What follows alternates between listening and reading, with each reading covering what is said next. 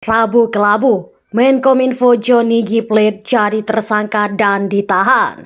Sebelum menonton tayangan video ini dan memberi pendapat Anda di kolom komentar, diharapkan Anda menonton sampai selesai guna memahami isi berita ini. Kita harus menghormati proses hukum yang ada. Pak, di isu intervensi politik bagaimana Pak menanggapinya, Pak? Yang jelas Kejaksaan Agung pasti profesional dan terbuka terhadap semua yang berkaitan dengan kasus itu. Penggantinya siapa Pak? PLT-nya Pak Menko Polhukam. Pak, ada Berpikir positif saja, ini tidak mengarah ke partai, tapi tindak pidana, dugaan tindak pidana korupsi yang nanti bisa dinilai secara terbuka di pengadilan. Gitu. Saya sudah pastikan Kejaksaan Agung ini ada politiknya, enggak. Justru saya bilang, ya sudah kalau memang dua alat bukti terpenuhi, ya ditingkatkan menjadi status tersangka. Karena kalau sudah memenuhi syarat kok tidak diangkat dengan alasan kondusivitas politik, maka itu salah. Hukum itu tidak boleh tergantung pada kondusivitas politik. Nanti buktikan aja secepatnya di pengadilan. Kejaksaan Agung resmi menetapkan Menteri Komunikasi dan Informatika atau Menkominfo Johnny G Plate sebagai tersangka kasus dugaan korupsi proyek penyediaan infrastruktur Bus Transceiver Station atau BTS, 4G dan instruktur pendukung paket 1, 2, 3, 4, dan 5 Bakti Kominfo tahun 2020. Penetapan tersangka itu setelah penyidik Kejaksaan Agung memeriksa Johnny G Plate pada Rabu 17 Mei 2023 hari ini. Tanda-tanda penetapan tersangka memang sudah terlihat saat proses pemeriksaan berlangsung.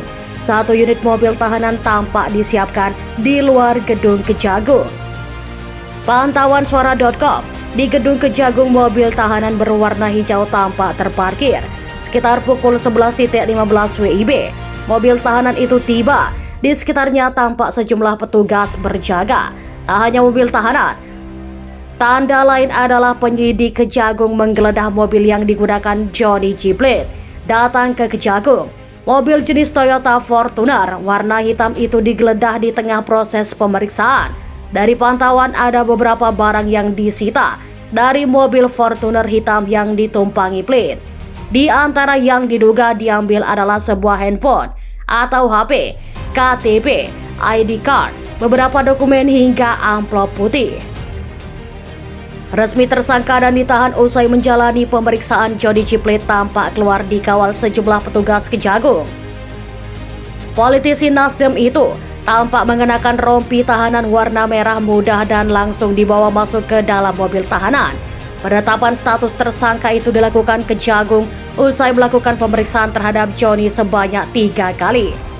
Adapun pemeriksaan ketiga dilakukan untuk mendalami terkait ada atau tidaknya keterlibatan yang bersangkutan di balik perkara korupsi yang merugikan negara hingga 8 triliun rupiah lebih tersebut. Kenapa yang bersangkutan Johnny G Plate kita panggil hari ini? Kemarin kita umumkan bersama Jaksa Agung dan Kepala BPKP. Hasil dari LHP, teman-teman ahli BPKP itu yang kita sampaikan hari ini. Klarifikasi, kenapa kerugian begitu besar? Masyarakat juga kagetkan awalnya disebuti 1 triliun jadi 8 triliun. Ini yang akan kita gali semuanya, kata Kepala Pusat Penerangan Hukum atau Kapus Penkum Kejaksaan Agung RI Ketut Sumedana di Gedung Bundar Jampitsus Kejaksaan Agung RI Kebayoran Baru, Jakarta Selatan, Rabu 17 Mei 2023. Selain pemeriksaan Johnny, penyidik juga berencana melakukan penggeledahan namun Ketut tidak mengungkapkan lokasi dan ada atau tidaknya keterkaitan dengan Johnny.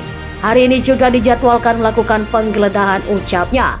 Bagaimana pendapat Anda? Silahkan komen di kolom komentar.